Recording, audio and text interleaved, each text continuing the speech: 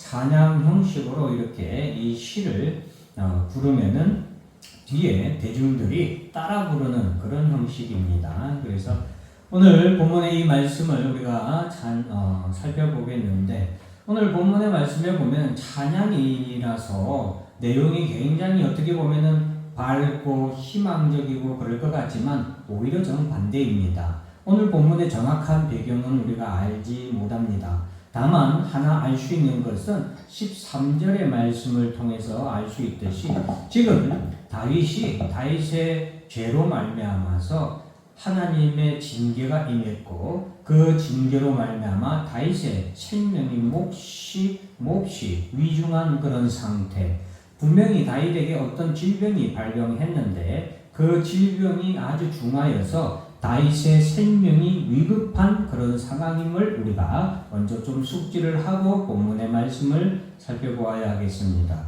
제가 방금 말씀드렸듯이 지금 다윗은 자신의 또 범죄로 인하여서, 자신의 죄악으로 인하여서 하나님께서 자신을 징계하셨고, 그로 말미암아 지금 매우 위중한 환난을 겪게 되는데, 우리가 흔히 내우외환이라고 그러죠. 지금 바깥으로는 악인들이 지금 자기 앞에 있는, 즉 악한 자들이 다윗을 둘러싸고서 다윗을 언제든지 죽이려고 하는 그런 상황이라고 할 수 있고, 또 내적으로는 다윗의 건강이 아주 악한 질병으로 말미암아 몹시 생명이 위급한 그런 상황에 처해 있다는 그런 상황을 우리가 볼 수 있습니다. 그런데 그러한 때에 이러한 어떻게 보면은 내우회환의 절체절명의 그러한 순간에 다윗은 어떻게 행동을 했는지, 다윗의 그러한 상황에서의 모습을 통해서 오늘날 우리 성도들도 이 땅에 살아가는 동안 이와 같은 내우외환이 우리에게 닥쳐올 때, 절체절명의 그런 위급한 순간이 닥쳐올 때에 우리가 어떻게 해야 되는가를 보고 배워야 되겠습니다. 자, 다윗은 나의 행위를 조심하여, 그리고 내 혀로 범죄하지 아니하리니 악인이 내 앞에 있을 때에는 내 입의 재갈을 먹이리라 하였도다 라는 말씀으로 시작합니다. 자, 다윗은 이런 환난이 오고 내우외환이 이렇게 딱 왔을 때 제일 먼저 시작하는 것은 내 행위를 조심하는 거죠. 행위를 조심하는데 거기에는 행동만 조심하는 게 아니라 그 마음도 조심하고, 2절에 보면 1절 하반절에 보면 말하는 것도 조심을 하는 거죠.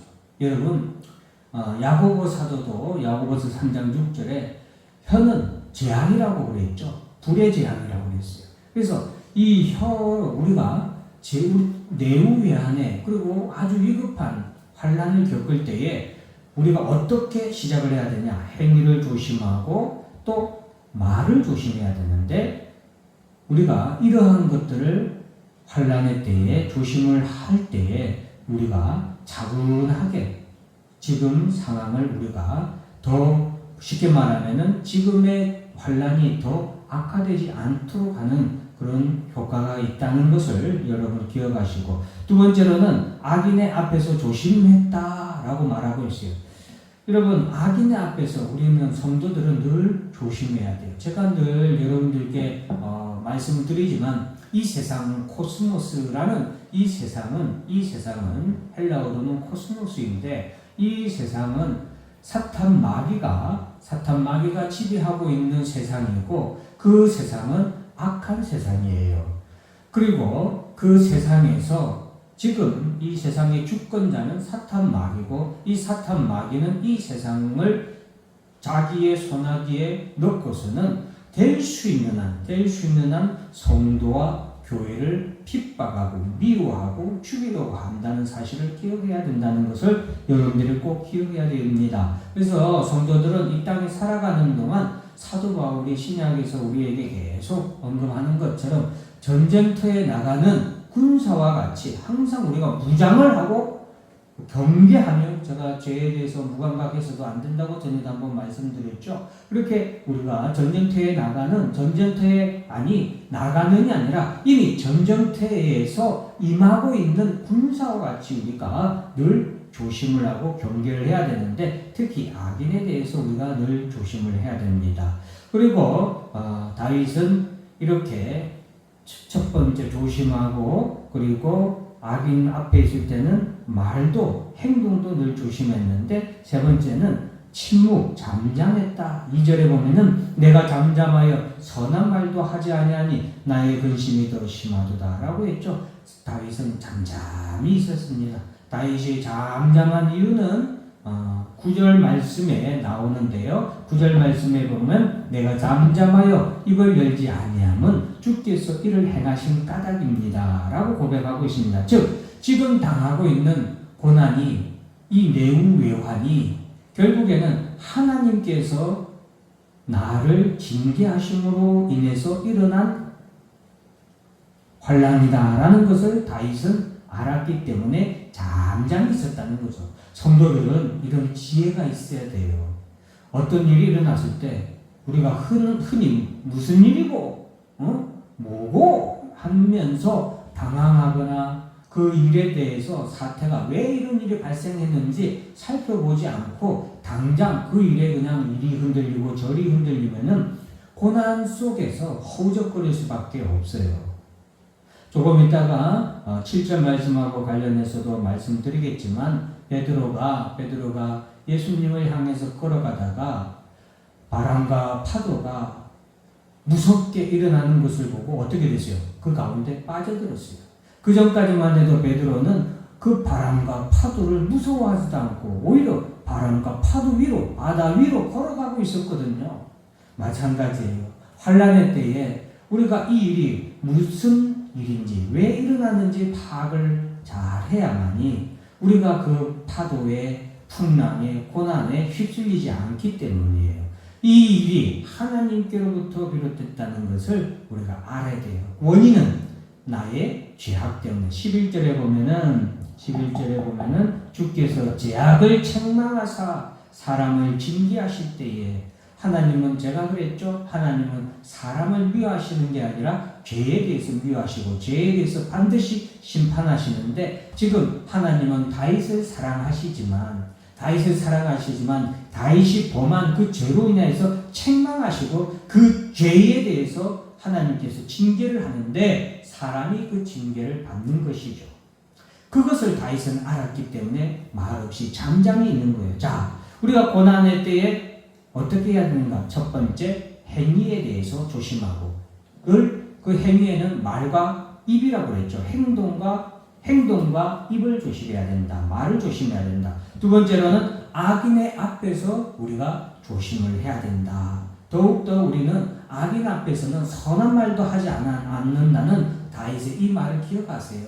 우리가 아무리 좋은 말도, 아무리 선한 말도 이런 때에는 잠잠히 있는 것이 가장 좋다. 세 번째는 이것이 하나님께로부터 비롯됐기 때문에 우리가 그것을 깨닫고 하나님의 주권을 인정하고 그것이 내게 징계로 임한 것을 내가 잠잠히 또한 인정하고 받아들이는 그런 행위가 필요하다. 이 세 가지 기억하셔야 되겠습니다.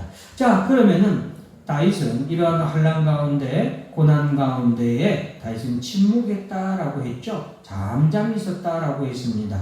그 잠잠하여 보면은 2절 말씀에 보면 내가 잠잠하여라고 말씀을 하고 있는데, 그 앞에 1절에서도 내 입에 재갈을 먹인다라고 할 정도로 다윗은 잠잠했는데, 반대로 3절 말씀에 보면은 내 마음이 내 속에서 뜨거워서 작은 소리로 읊조릴 때에 불이 붙으니 나의 혀로 말하기를. 결국에는 다윗이 어떻게 됐어요? 그 속에서 뜨거워져서 결국에는 말을 하게 됐다는 거예요. 자, 그러면은 1절과 2절에서는 그토록 침묵하고 잠잠했던 다윗이 어떻게 3절에서는 입을 열어 말하게 됐냐? 그것은 바로 하나님 앞에 내가 기도하고 하나님 앞에 호소함으로 인하여서 다윗이 입을 열게 됐다는 거예요. 이 환난이 그토록 위중하고 내우묘하니 너무나도 엄중해서 몸은 생명이 위협을 받을 정도로 이제 곧 죽을 것 같은 그런 절체절명의 이러한 외적인 상황이어서 모든 것에 있어서 다윗이 너무나도 어렵게 힘들지만 잠잠히 혹여라도 내가 이때 이러한 때에 말이나 행동으로 더 하나님 앞에 죄를 범하지는 않을까 해서 조심조심 잠잠하게 참지만 다윗 속에서 참을 수 없는 그것은 하나님을 향한 다윗의 소망이 있기 때문에 그래요. 하나님은 나를 사랑하시고 하나님은 나를 구원하실, 나를 용서하시고 나를 구원하실 유일한 희망이기 때문에 다윗은 그 속에 어렵고 어렵기 때문에 더 하나님께 부르짖고 싶은 거예요.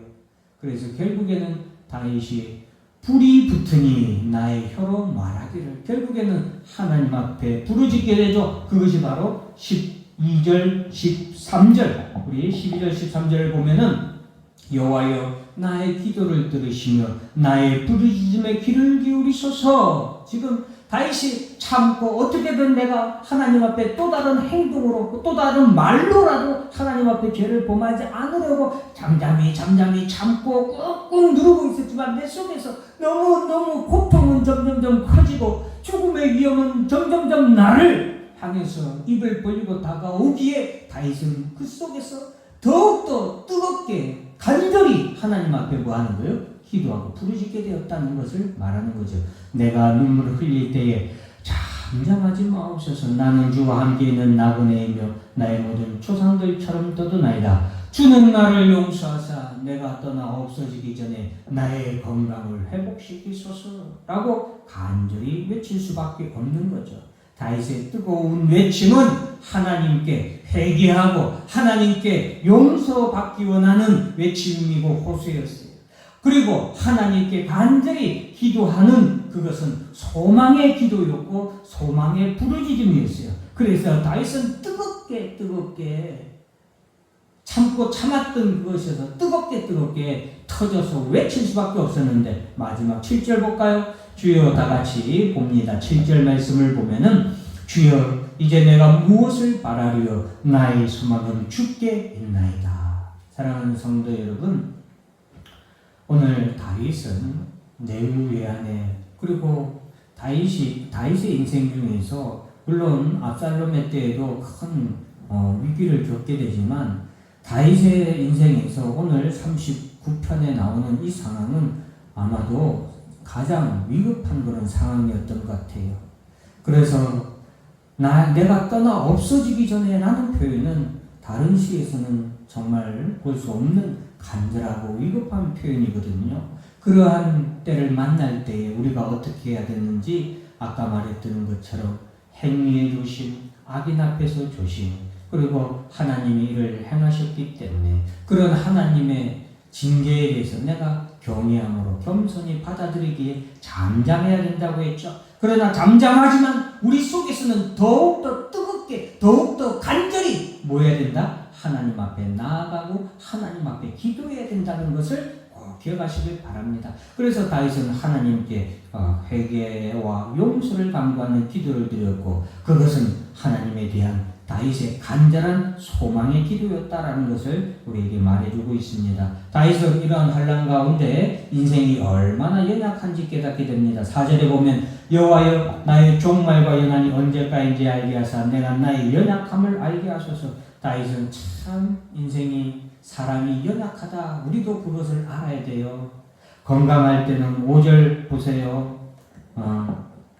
5절 보면 주께서 나를 한 뼘 길이만큼 되게 하시며 나의 일생이 주 앞에는 없는 것 같사오니 사람은 그가 든든히 서 있는 때에도 진실로 모두가 허사뿐이다.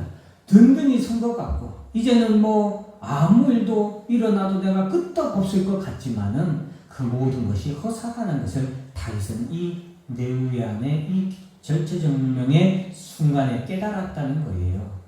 우리가 꼭 여러분, 제가 우리 자녀들에게도 꼭 여러 번 말하는데 똥을 꼭 먹어봐야 피해 다니라고 말할 때 듣겠습니까? 꼭 그렇게만 똥을 꼭 먹어봐야 이거는 먹으면 안 되는구나. 이거는 피해가야겠구나. 라는 것을 꼭 겪어보지 않고 꼭 그렇게 하면 얼마나 좋겠습니까? 사랑하는 성도 여러분, 오늘 다윗은 우리에게 그렇게 그런 일을 내후의 안과 어떤 절체절명의 인생의 위기에서 우리가 이런 이런 상황을 겪지 않도록 미리 말해주고 있습니다. 그리고 종말에 연한을 하나님께서 정하신다라는 것도 깨달았습니다. 사람의 인생의 연한도, 그리고 이 세상의 모든 것을 결정하시는 분은 주권자이신 하나님이란 것을 깨달아야 됩니다. 그러기에 우리는 환난 가운데서도 잠잠히 있어야 되는 거예요. 왜? 그 모든 것이 하나님의 주권 가운데서 일어나는 일이기 때문에 그래요. 그러나 고난이 끝나는 것도 하나님의 주권이에요. 그 속에서 사람이 죽는 것도 하나님의 주권이고, 그 속에서 사람이 사는 것도 하나님의 주권이죠.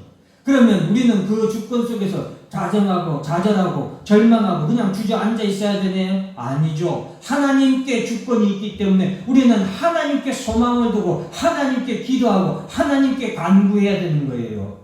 다윗은 지금 그것을 말하는 거예요.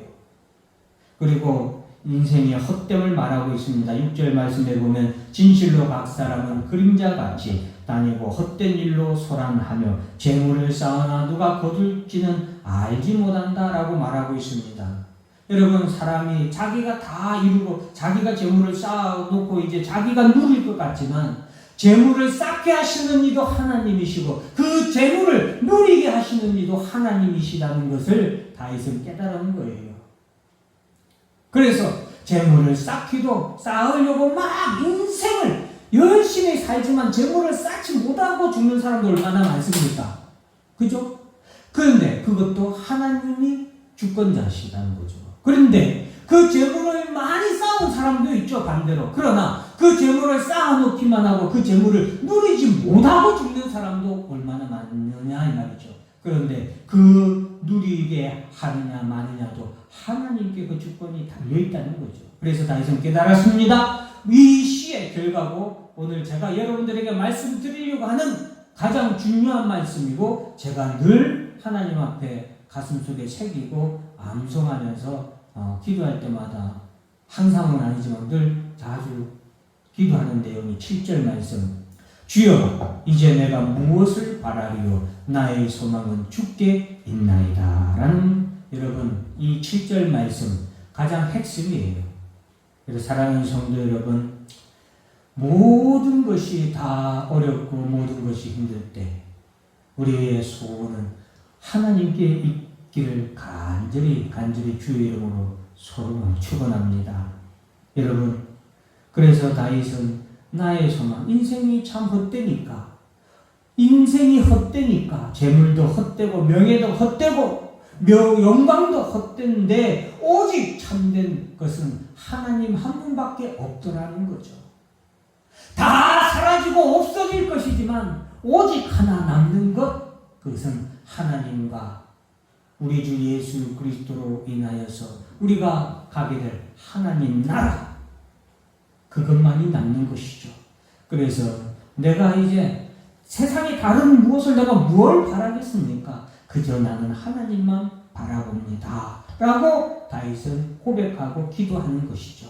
그래서 사랑하는 성도 여러분, 이러한 다윗이 오늘 겪은 이 모든 어려움인데 다윗은 오히려 찬양으로 이 시를 지었다라고 했죠. 그럴 수밖에 없는 여러분 이유를 오늘 좀 깨달을 수 있겠습니까? 너무나도 어렵고 너무나도 힘든 그런 상황에서, 목숨의 위협도 있는 그런 상황에서 잠잠하고 엉두르고 조용히 웅크리고 있지만 그 속에서 그러니 더욱더 하나님을 향하여서 외칠 수밖에 없었던 것, 그것은 나의 소망은 주께 있습니다 라는 다윗의 고백임을 기억하시고, 우리 다같이 이 시간에 나의 소망은 주께 있나이다 라고 주여 한번 크게 부르짖고 나의 소망은 주께 있나이다 외치고 기도하도록 하겠습니다.